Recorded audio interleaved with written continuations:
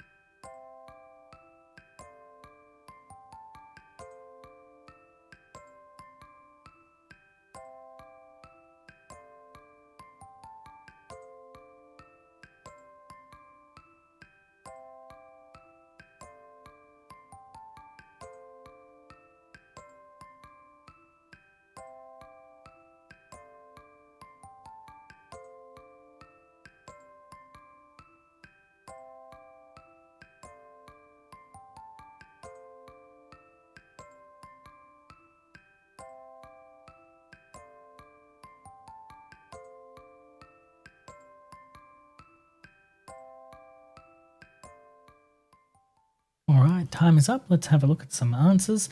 This is one of those really horrible conditions that I really hope none of you ever have to go through. But unfortunately, doctors all across Australia face this kind of thing every single day. The most important thing in this response, in this case, in this situation, is safety.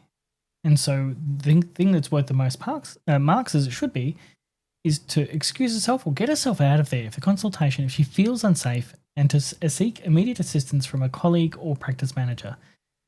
Yes, this one's a little bit wordy, and you do risk a bit of overcoding from that and seek assistance. You could specify to seek assistance if you're worried about wording there, but it's about getting yourself out and getting yourself back to a safe situation. Now, if you're in this situation and you are feeling like you are safe and able to intervene, then of course it's really important to clearly or firmly state that the behaviour is inappropriate. Call it out for what it is, to clearly and firmly request that the behaviour stop, to warn Mr. Baxter that the consultation will be terminated if the behaviour continues, to warn him that his care may be discontinued with the practice if the behaviour continues. So subtly different, but different enough that you won't fall into grouping for this, because one's about interactions with one individual GP and one's about the practice as a whole.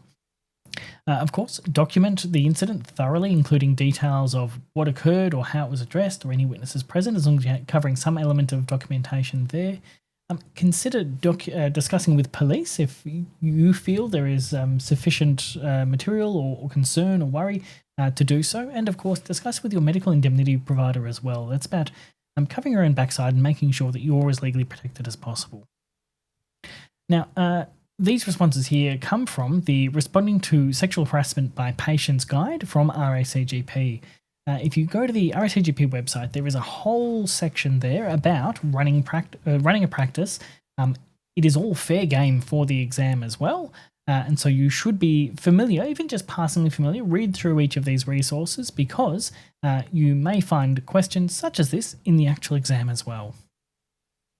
Of course, we have another question here. Let's get 2 minutes on the clock, and your time starts now.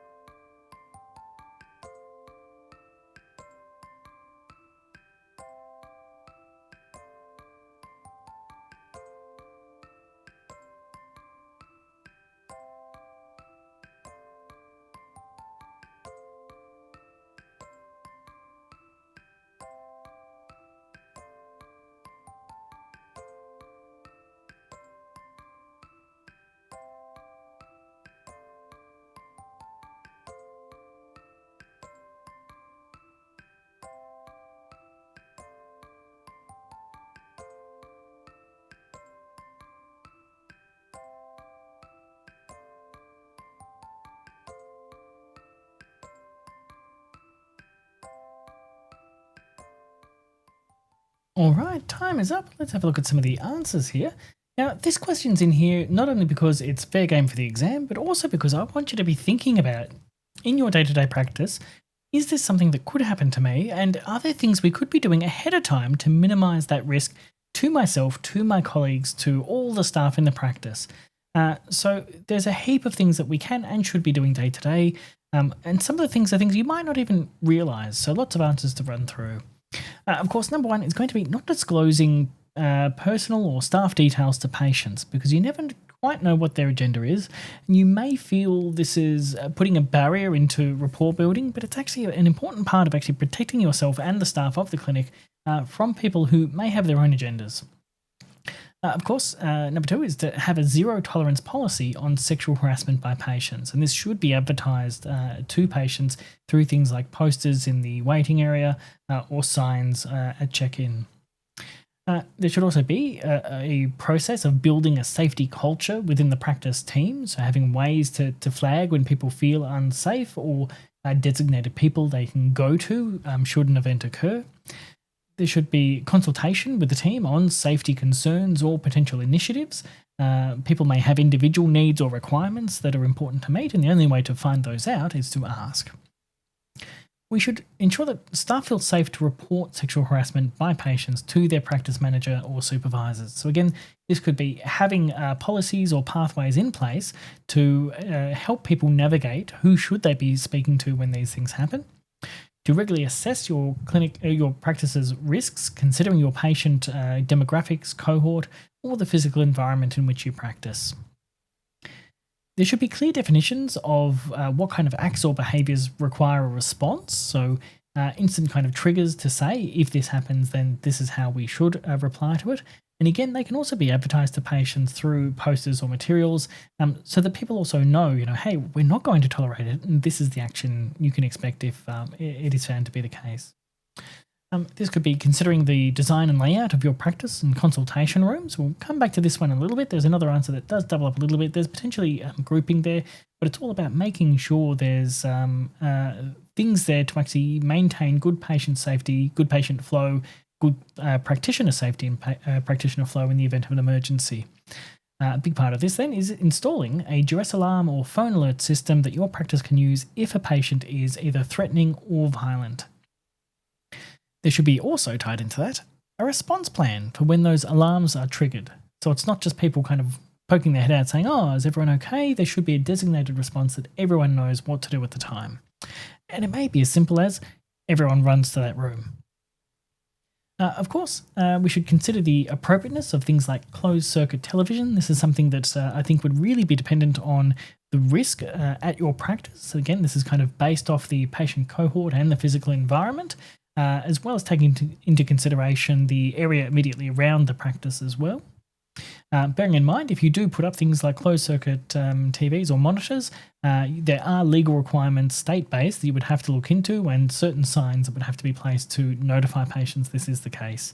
And there's potentially going to be limitations on where they can actually be placed within the practice. Now, next part sounds stupid, but this is a situation I myself had unfortunately found myself in at one point, was ensure that no team member is alone on premises at any time. You might think you're doing someone a favour by opening the practice on a weekend and seeing them one-to-one. You may be setting yourself up for a bad time, so always be mindful of that and make sure the practice is a way to make sure those kinds of situations don't occur. Ensure that outside areas are well lit. And this is particularly important in winter or in locations where it gets darker earlier. It's again just maintaining that safe environment, and of course conducting thorough team member inductions with regular training on the practice's incident response procedures. So making sure as new people come in, they're actually trained and know what to be doing for these things. Whew, it's a fair few things, hey. Of course, this is asking for 4 responses. And we've got a lot more things here that we could be choosing. And this is a good reflection that often for the exams, there's going to be multiple answers that we could be providing. All right, we have one more question for tonight. Thank you everyone for sticking through so far. Let's get 2 minutes on the clock and your time starts now.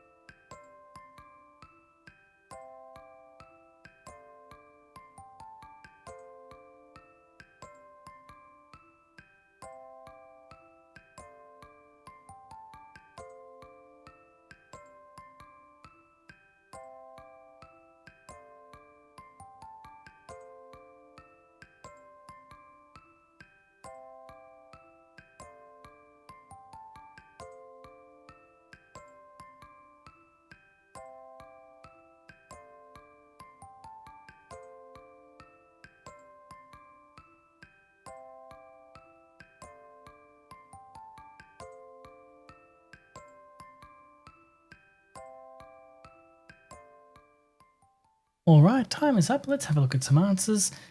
You all probably thought it would be a nice, relaxing evening doing a couple of practice questions. Sorry, it's been a bit full on with these ones. Of course, we do need to know, and yes, it's definitely fair game in the actual exam to know what are APRA mandatory reporting triggers.